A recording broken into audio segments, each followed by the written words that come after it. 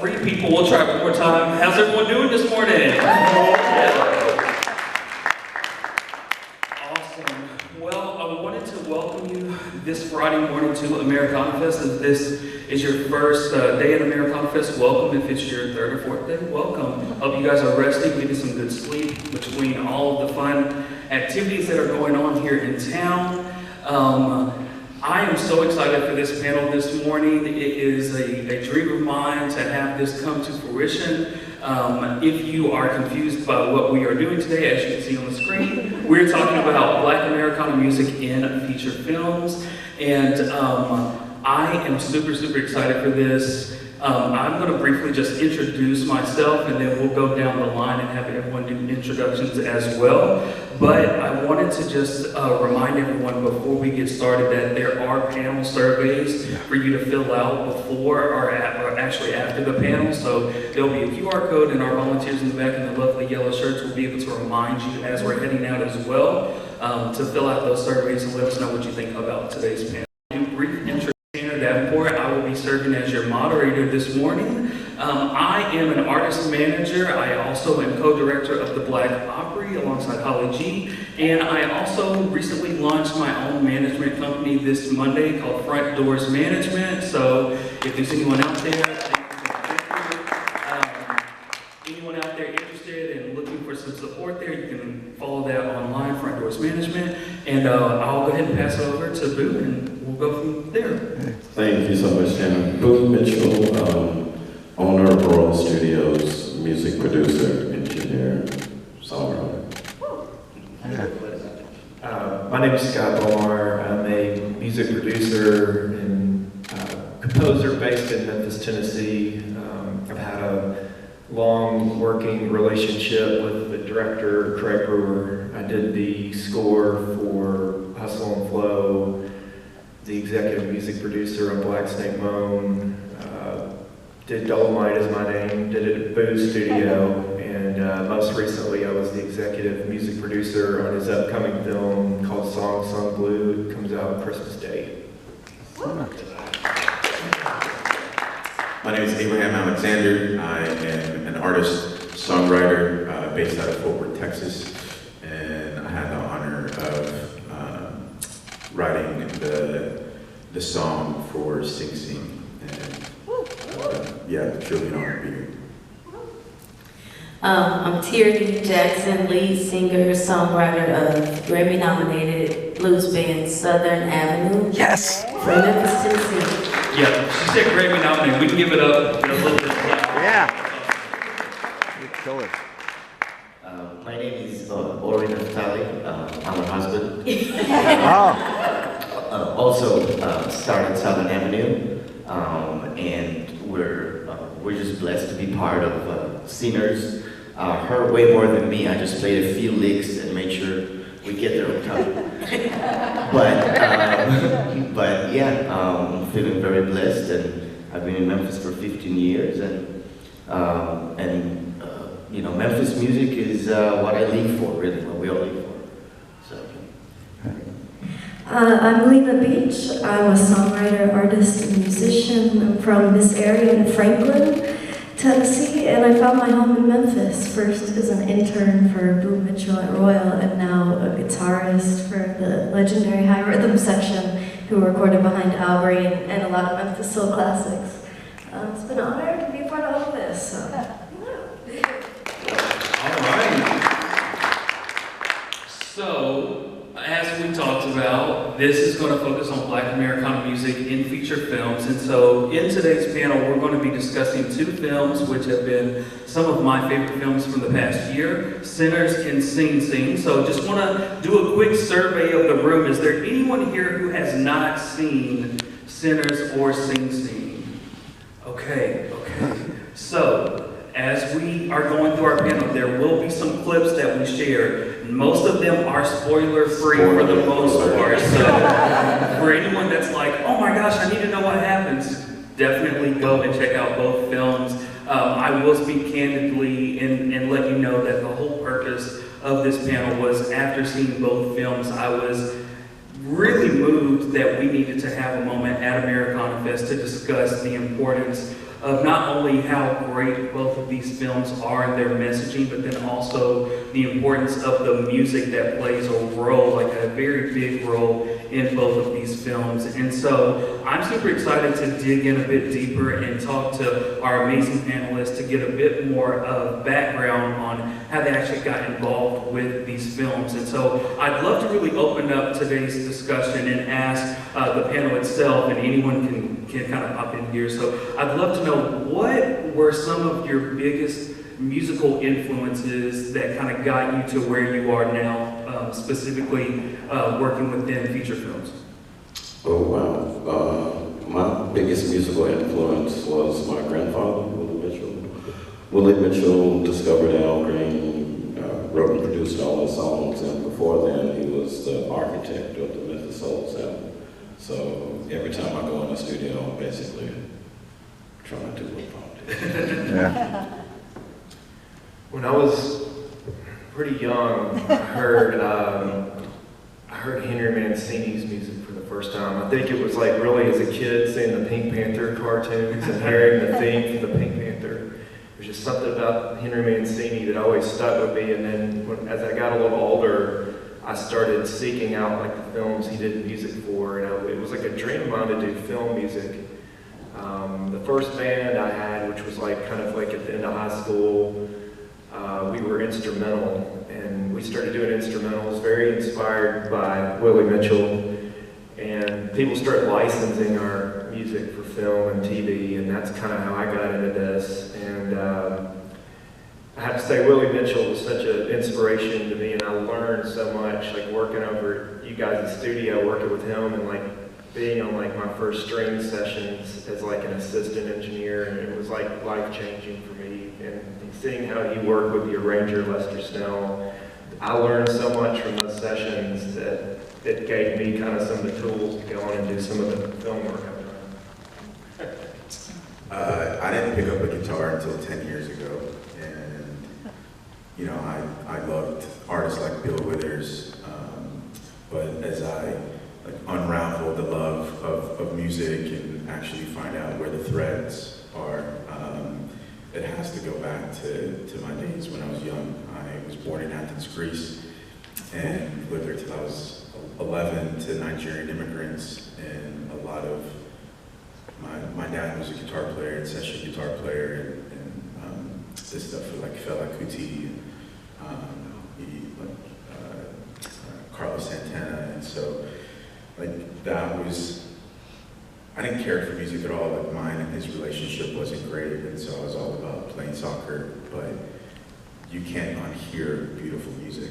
You know, it stays with you. And as I look back, I know that was the inception in which music and the love of music was imprinted on me.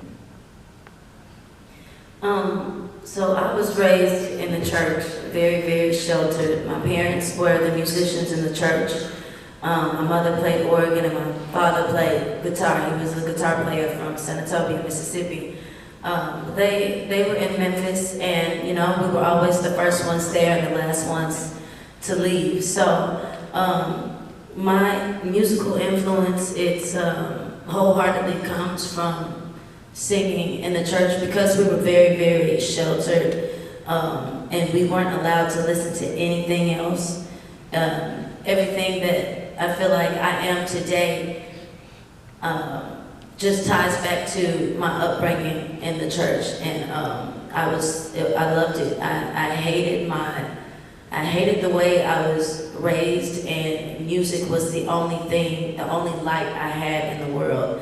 I had so many doubts and questions with what I was being taught and told, you know, from the Bible and everybody's own personal interpretations of scriptures. It was just noise to me, because I was just a child who really, mentally, I would question everything.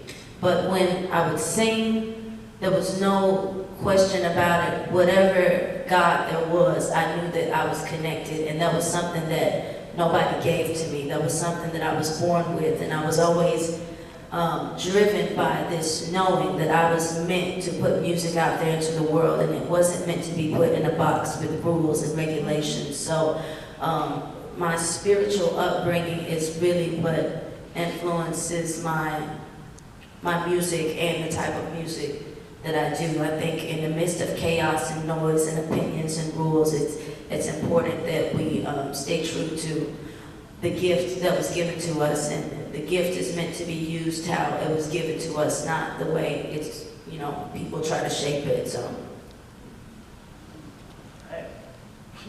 That was beautiful.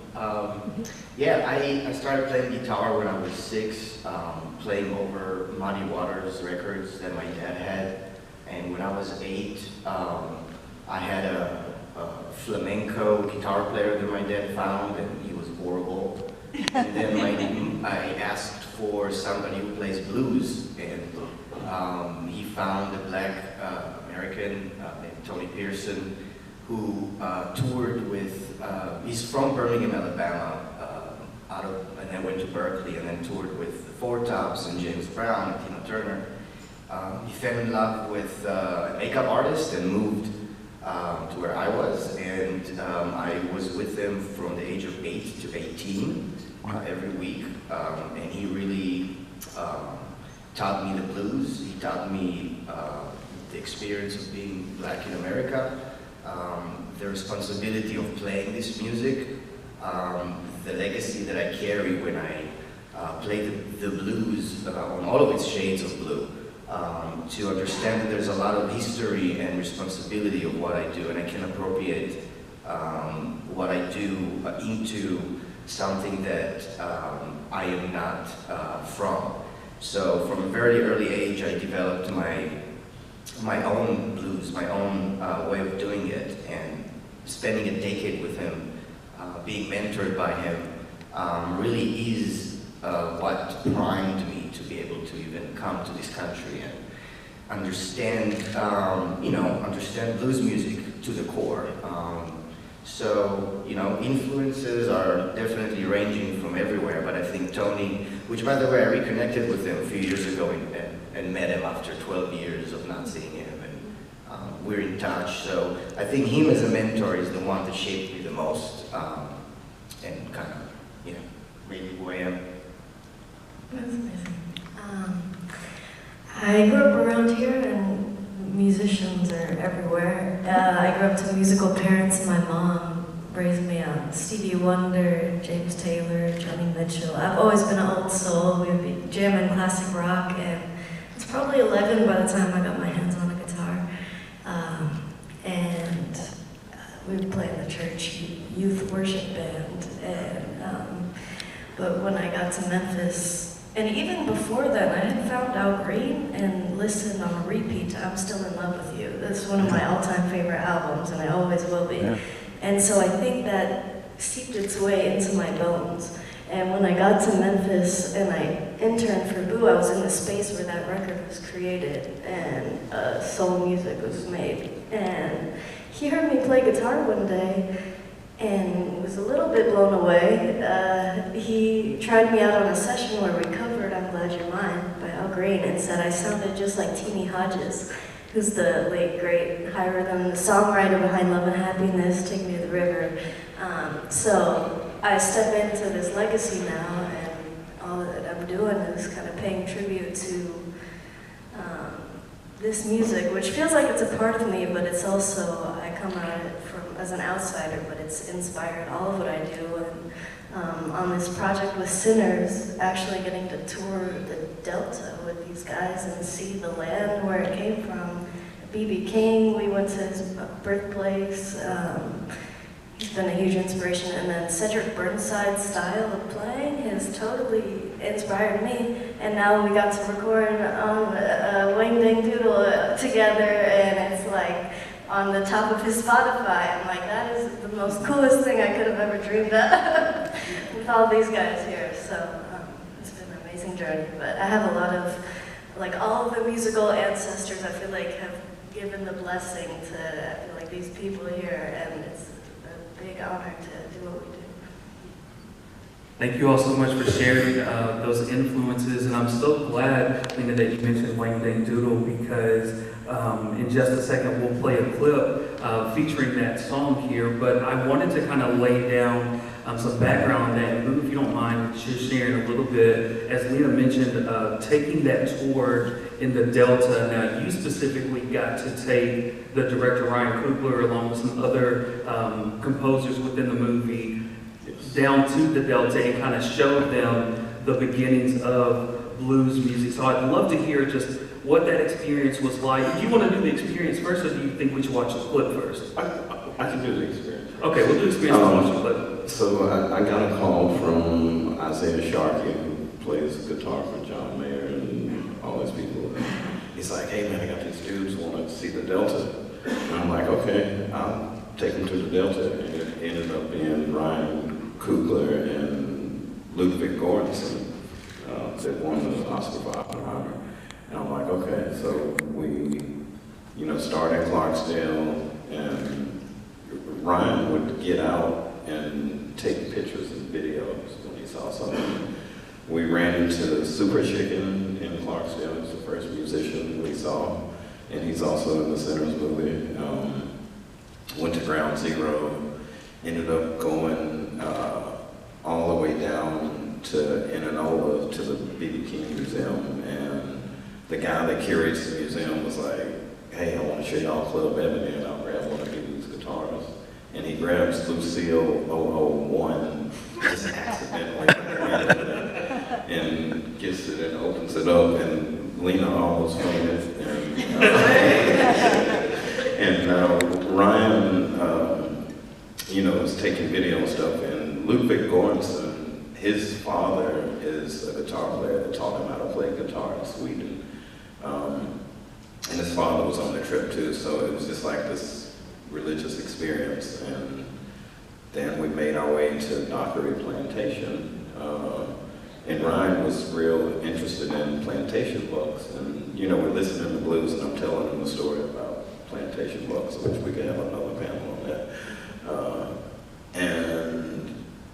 Those dudes, Lino's got a lot of pictures and video of the Mississippi topography, and some of the pictures that he got out and took, you can see those scenes in the movie, like he recreated that. And it was just to,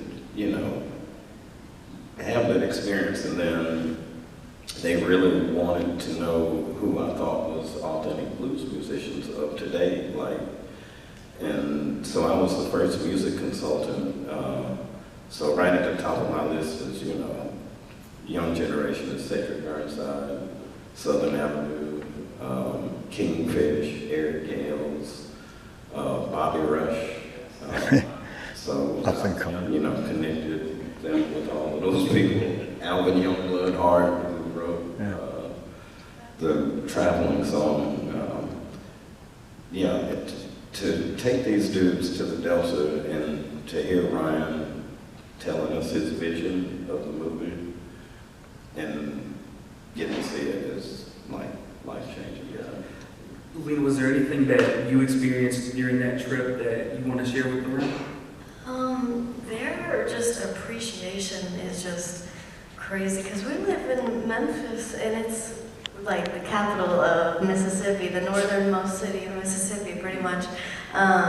But for them coming from LA and from Sweden or Oakland, where Ryan's from, they were just wide-eyed and just really soaking in everything from people's way of life, or people's jobs around here, current, they just want to know the people, and they felt immediately welcomed, because Boo will do that. He'll make you feel like family, and we kind of got the star treatment, but it was really just into all of the OG blues clubs through the Delta, and I don't know, their appreciation was just pretty astounding. We pulled over on the side of the road and just looked at the fields for a minute, and you also felt the gravity, because in their head they're coming up with this concept, and they're also thinking of the history of this place, which is really heavy. And man, they had a lot of it was a big project to tackle, and they did it justice in every way. Yeah, it sounds like a really incredible experience, and on stage as the music playing, like it was tough for us to stay still because the music is just so good, and it just reminded me of like being in the theater watching it for the first time, being like, oh my gosh, this is incredible, and I can't wait to tell every single person that's around me about it. So again, very excited that we're doing this here this morning. I'd love to know just from the panelists, maybe like what role you played in Wang Dang Doodle for those that were involved, and then what that experience has been like, and what it felt like being involved in seeing that on the big screen. I sang on that last verse that you heard. Yeah. And what can I say? It was just an honor to be able to have the opportunity to. I was in LA for the Grammys last year, well actually this year, and I knew I wasn't supposed to go to the award show, but I didn't know why, right? And so I was like, I'm supposed to be in LA, so I'm in LA, and Ludwig's wife, Serena, called. She was like, oh, are you in LA? I'm like, yeah. She's like, do you want to come to Warner Brothers and screen the movie? And I'm like, hell yeah. And so I go screen the movie with Brittany Howard, which is like, this is Brittany Howard, right? And so she was like, you know, what you think? And I was like, it's amazing. She asked me about the piano part, and I was like, man, piano is a little stiff for somebody who's been drinking corn liquor all day. Yeah. She's like, you got a piano player? I was like, yeah, Lester Snell.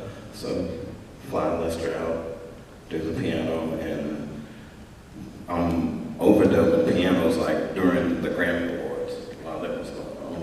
And I was like, cool. And got done with that. She was like, hey, Ryan wants you to reproduce from Wang Dang Doodle. And I was like, okay.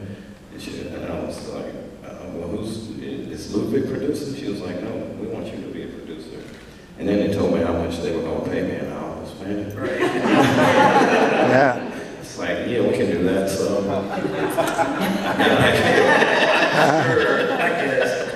so I get back to Memphis, and I basically called all of my friends and musical mentors, like the High Rhythm section. The High Rhythm section that's the band that's playing on every Al Green and Peoples, like all my dad's classic hit records. Charles Hodges, Leroy Hodges, my Uncle Hubby, Steve Potts, Lino. So I'm like, okay, High Rhythm is going to be the band. And then Cedric Burnside, I produced his Grammy Award-winning I Be Trying album, so called Cedric. Always got to call Tierinil. That song sounds like a party. I got my background singers. My son is on it. I called Luther Dickinson. I'm like, Luther, where you at? I need the guitar part. He's like, man, I'm in Carolina somewhere. I was like, go to Guitar Center, buy an interface, send me the part. So, you know, that song was like a family reunion, and we just had a ball. It sounds like a party because we're in the studio, and there's a lot of us that are normally not at the studio at the same time. So record rhythm section, background singers normally come another different day, and these people don't see each other. So it was just all of us interacting. Ori is one of the greatest guitar players I know. I'm like, dude, just sitting here, put a guitar in. Yeah. Yeah, you can definitely tell while listening to that song. It just definitely, you can feel the energy from that music, you know, connecting from like the studio to the film itself, and it's just like, oh my gosh, like even listening to it, I had FOMO because it was like, I wish I was in the room with those people because it seems like they're having such a great time. So again, that is such a great part of the film, and I think it's really important that we just discuss like how joyful we can be despite kind of what goes on in the world, and even in a film like Sinners, which it is a little spooky-ooky for some people, so like, you know, you may not sense that joy can exist in that kind of setting, but it does, and it's really, really cool to see that translated onto the screen. I did want to shift gears a little bit and talk a bit about another film, a remarkable film this year called Sing Sing. It's an A24 film, and it's a really, really remarkable story. And as we went through intros earlier, Abraham Alexander had an original song featured in that film that was, not to be crazy here and drop some huge things, but was nominated for an Oscar.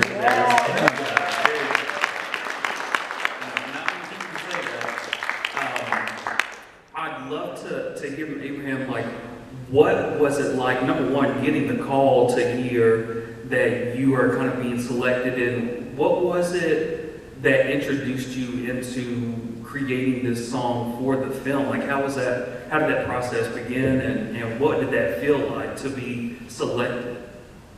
Yeah, to be honest, the film wasn't part of A24 yet, and so they were just a distributor. And so Craig Redar and Clint Bentley, who were from Texas, and one's from Fort Worth, and the other one's from Austin, or Dallas, sorry. And just getting the call, and my partner, collaborator, Adrian Casada, who's, 10-time Grammy nominated, and won a Grammy, and part of the Black Pumas, and so asked if he knew anyone, and reached out to me, and they told us about what the movie was about, and the history of it, and the importance of telling stories of art, and their rehabilitation through the arts, which the film's about, and I'm not trying to spoil it for people who haven't seen it. And instantly, I just got it. I just connected, and we had 48 hours to do the song. And everything in me at the time, I was so busy, like finishing my debut album, and about to go on tour. And I was like gonna say no, and everything in me was like, you have to say yes, and I did, and I'm so grateful for it.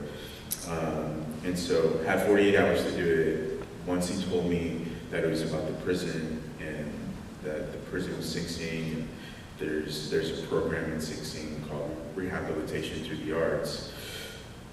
Instantly, I just thought about birds, and just thought about how birds have the God-given disposition to fly and to soar and to see things from above. And I think human beings have that same innate calling and purpose to create and to see things. And when you put individuals behind bars and cells, you deny that which they were created to do, which is to connect and to produce and to grow. And so, yeah, I just kind of wrote the song. Adrian and I were never in the same room together, and so I would go in the studio like 4 o'clock in the morning and wrote the song, would send him stems, he would send me stuff back, and that's how we did it. And yeah, it was, to be honest, what I like to say, that it was ordained, right? And then they showed the movie at Toronto Film Festival, and it got a 20-minute standing ovation, right? And that's when A24 got involved, from them showing it at Toronto, and I get a call from Greg. It's like, hey, so I think we got something here, and the rest is history. Yeah, the film is something really, really remarkable, and it does really talk about how important the arts can be for truly getting you out of the area or position or the state that you're in. And so I'd love it if we could just go to the next clip here. Now this clip, it's mostly spoiler-free. You will notice at the end, you could probably tie clues together, but there is some importance when hearing the song as it begins in the film. It's at the end of the film, and you'll see credits, but these credits is kind of when it unlocks a whole different level after you see the movie. So, there may be spoilers, may not be spoilers, but the message is too important not to discuss here this morning. So if we can, go ahead and play this next clip for us.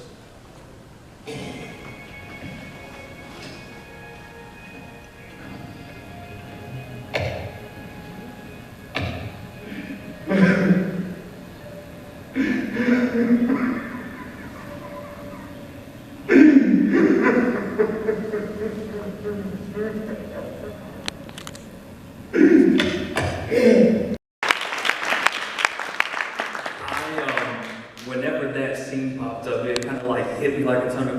like, oh my gosh, like these people who were incarcerated and relied on the arts to really get them through their sentence and get on the other side of freedom. And then you see Coleman Domingo's character really kind of unbuckle, really, of like, oh my gosh, I'm on the other side. And that shot, right as the song's beginning, where you see that little window there and the song begins, there are so many different messages in that, but I'd love to know what, after that was seen by so many people and the response from that, how did that feel? And then obviously, as the Oscar nomination came in, how's life been since then? Very calm, I'm sure.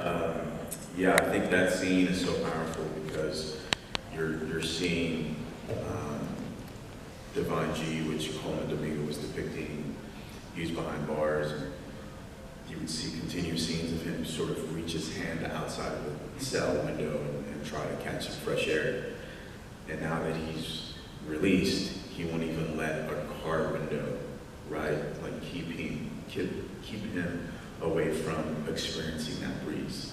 And not just the window rolling down, but also his glasses. Yeah. And so there's sort of a physical component to it and a spiritual component to it as well.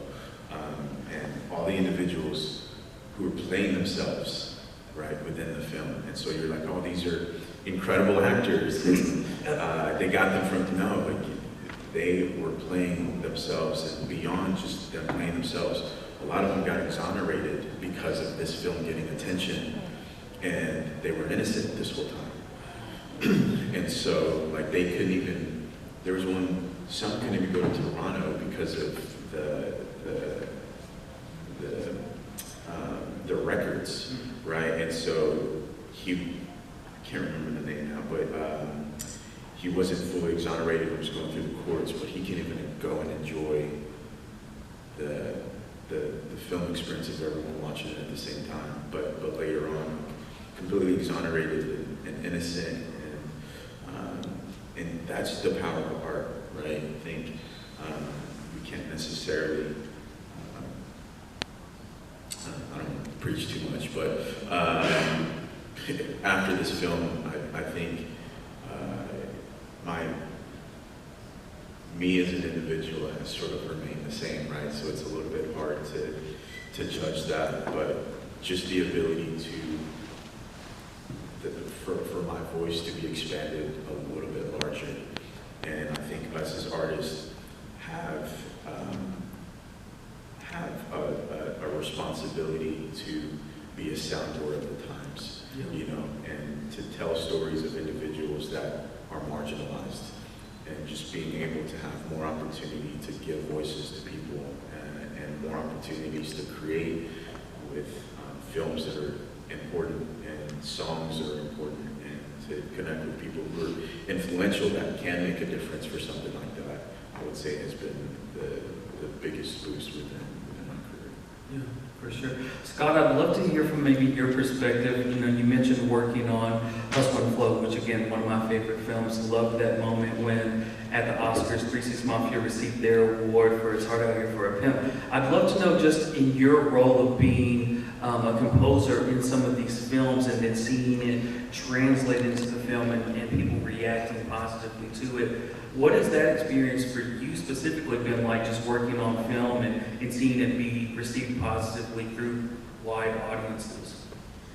Well, you know, coming to this panel and thinking about it before I got here, I wouldn't be here right now if it weren't for John Singleton. I don't know if you all are familiar with him, but yes, we play with John. he's the reason that I'm in this chair on this panel today. Craig Brewer had written the script for Hustle and Flow. I had that script like 5 years before the film got made. His first film was a self-financed, independent film he shot on digital video called The Poor and Hungry. And I'd seen that, and I didn't work on that, but I saw it, and I was like really blown away by it. And I met him one night at a party, and I just said, man, I love The Poor and Hungry. It's such a great film. I'm so impressed that you did that film yourself.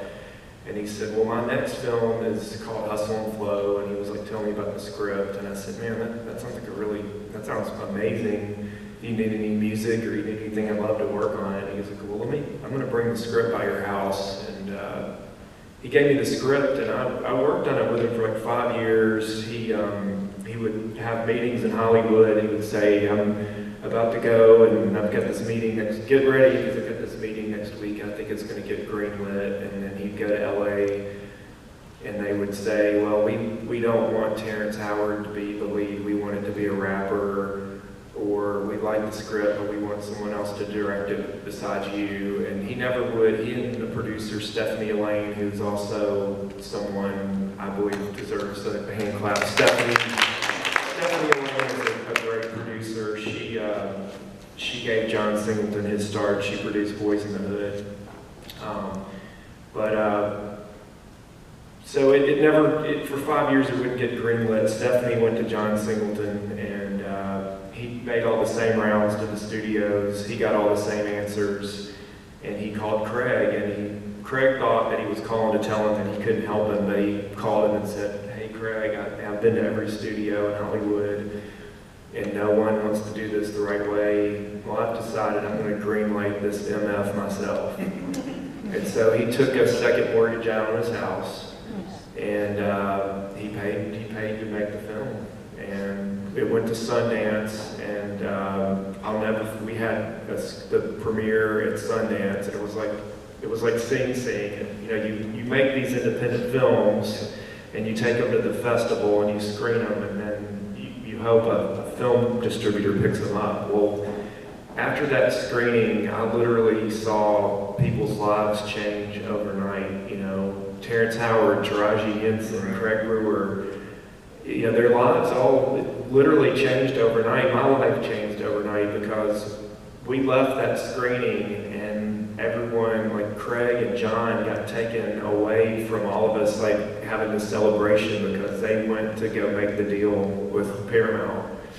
And the next morning, it was like front page news in the paper, like Hustle and Flow acquired for the biggest amount at Sundance. And it's like life-changing. It was life-changing for me. I mean, it gave me a career in film, and you know, it was like life-changing for me. And it's thanks to John for believing in it. For sure, yeah, and it's really important that the belief of creators coming up with collaborators and truly working together to make something really phenomenal for a wide audience. And I think that's just really remarkable to share those moments about John Singleton and the incredible work that he has done as well. I know we've probably got about 10 minutes left in our panel, and so I want to go ahead and go into our next movie clip. Now, this clip is from Sinners as well, and